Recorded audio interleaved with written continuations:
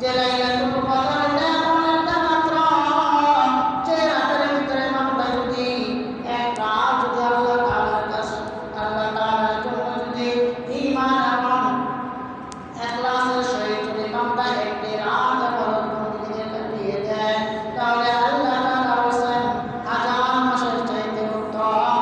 হাজার মাস সমান সমান হচ্ছে 83 বছর 4 মাস। ওই যে লোকটা বলেছিল সাহাবায়ে কেরাম তখন সাহাবী বলেছিল ও আল্লাহর নবী লোকটা 83 বছর পর্যন্ত আল্লাহর রাস্তায় জিহাদ করেছে, এই জন্য আল্লাহ তাআলা এই রাতটাকে হাজার মাস সমতুল্য করে দিয়েছেন। হাজার মাস সমান সমান 83 বছর 4 মাস, অর্থাৎ আখিরি জামানায় নবীর উম্মতরা যদি একটি রাত যদি আল্লাহ তাআলার ইবাদত বন্দেগীতে কাটিয়ে দেয় তাহলে 83 বছর 4 মাসের নেকি আল্লাহ তাআলা আমনামায় লিখে দিবেন।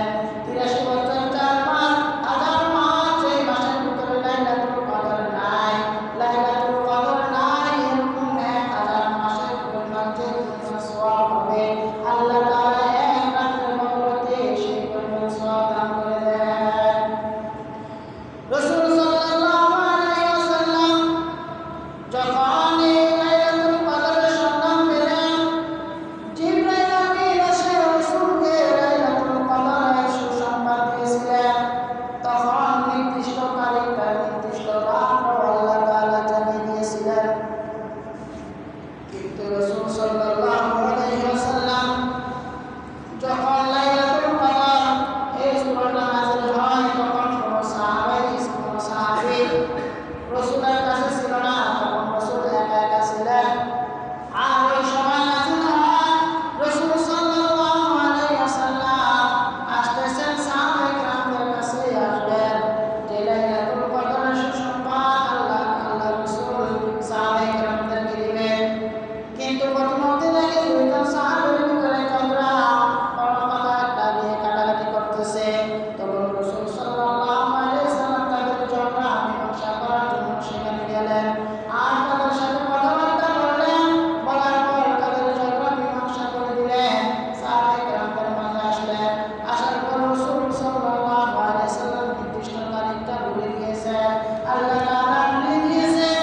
রাসূল সাল্লাল্লাহু আলাইহি ওয়াসাল্লাম তখন সাহাবায়ে কেরামদেরকে বলল, আমার সাহাবায়ে কেরামরা, আল্লাহ তাআলা আমাকে এমন একটি রাত দান করেছে, লাইলাতুল কদর নামে একটি রাত দান করেছে।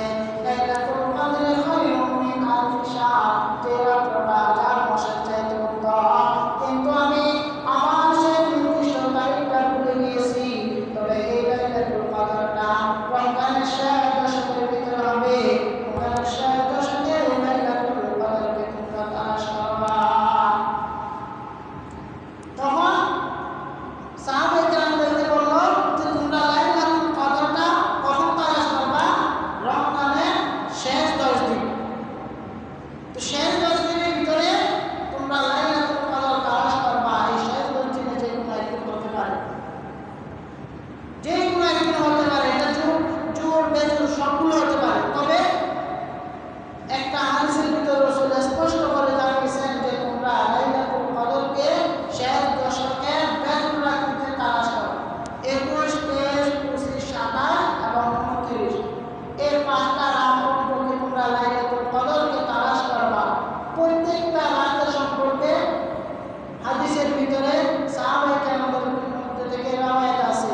কেউ কেউ বলেছে 21 রাত শবে কদর, কেউ কেউ বলেছে 23 রমজান সেটা শবে কদর, কেউ কেউ বলেছে 25 রমজান, কেউ বলেছে 27 রমজান এবং কেউ 29 রমজান বলেছে। আবার একজন সাহাবী থেকে বর্ণনা আছে যে 24 রমজান সেটাও শবে কদর হতে পারে। এই জন্য বলে আমরা যখন 10টা দিন যদি আমরা আল্লাহ তাআলার ইবাদত বন্দেগী কাটিয়ে দেই তাহলে আমরা কি লাইলাতুল কদরের সওয়াব আমরা তার ফজিলত আমরা পাবো।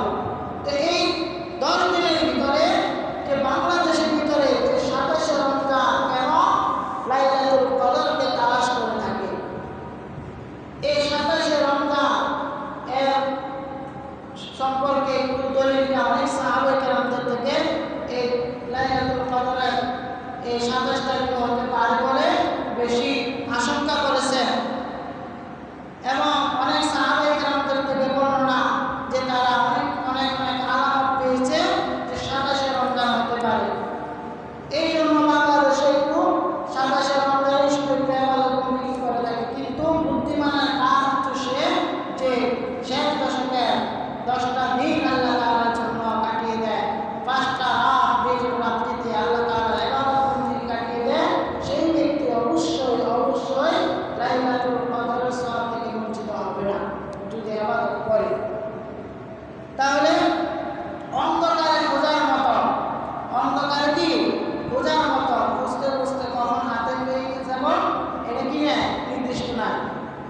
জন্য একজন বুদ্ধিমানের কাজ হচ্ছে রমজানের শহীদ দশকের ফজর রাত্রিতে জোর রাত্রিতে শুরুতে 10টা রাত আল্লাহ তাআলার ইবাদত বন্দেগী রাখিয়ে দেওয়া। 27টা রোজা চলে গেছে, আর বাকি আছে অল্প কয়েকটা। এই জন্য বাকি যে কয়েকদিন আছে, কয়েকটা রোজা আছে, এগুলো আমরা ইবাদত বন্দেগীতে কাটাবো। এবং বিশেষ করে যে দুইটা রাতের দুই ঈদের রাত অনেক গুরুত্বপূর্ণ, এই সম্পর্কে অনেকে জানি না। দুইটা ঈদের রাত্রি যেদিন ঈদ হয় তার আগের রাতটা যে কত বড় ফজিলতপূর্ণ এটা অনেকে জানি না। রাসূল সাল্লাল্লাহু আলাইহি ওয়াসাল্লাম বলেছেন যে গোটা রমজান মাসের ভিতরে যে পরিমাণ জাহান্নামীকে আল্লাহ তাআলা মুক্তি দান করে, যে পরিমাণ পাপীকে আল্লাহ তাআলা মাফ করে থাকে, ঈদের রাত্রিতে সেই পরিমাণ তার চাইতে বেশি আল্লাহ তাআলা ক্ষমা ঘোষণা করে থাকে।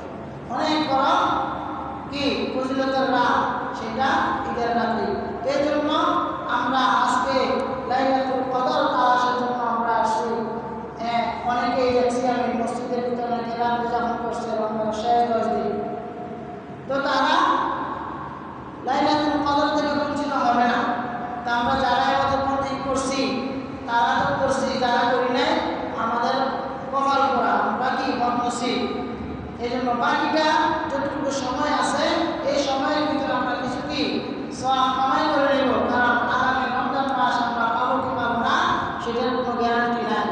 এই জন্য এই রমজান মাস আমাদের মধ্যে আল্লাহ তাআলা দান করেছে, এবং এই আগামী রমজান মাস পাবো কিনা জানি না। এই জন্য এই যতটুকু সময় আছে এই সময়ের ভিতরে আল্লাহ তাআলার কাছে তওবা ইস্তিগফার করে আমল করে নেকের আমল ভারী করে এবং গুনাহগুলো মাফ করে আল্লাহ তাআলার প্রিয় বান্দা অন্তর্ভুক্ত হতে পারে, যেন আল্লাহ তাআলা তৌফিক দান করুন। তো আজকের রাত্রি তো হচ্ছে ইবাদতের রাত্র, যে এই রাত্রির ভিতরে আলোচনা করে শুধু সময় নষ্ট করে না।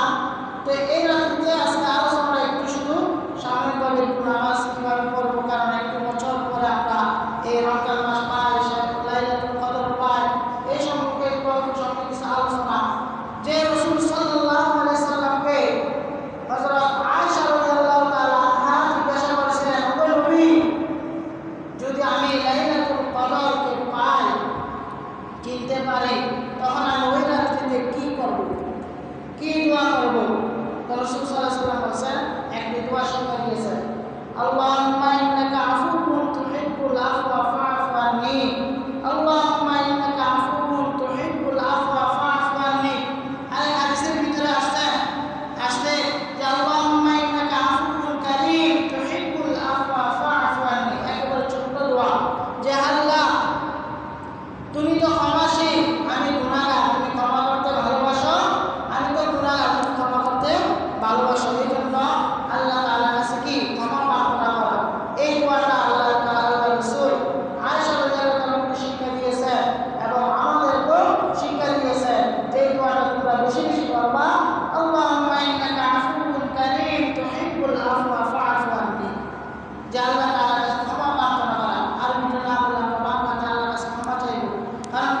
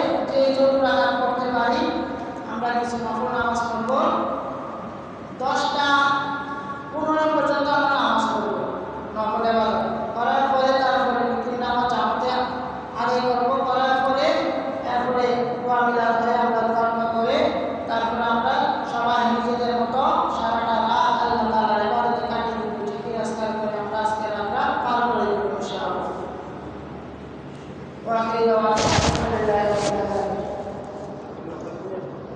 জি নফল নিয়ম করবেন নফল নিয়ম করে 2 রাকাত করে পড়বেন এই নামাজের জন্য কোনো সূরা নির্দিষ্ট নাই যে রাতের ভিতরে আমরা এই সূরাটি পড়তে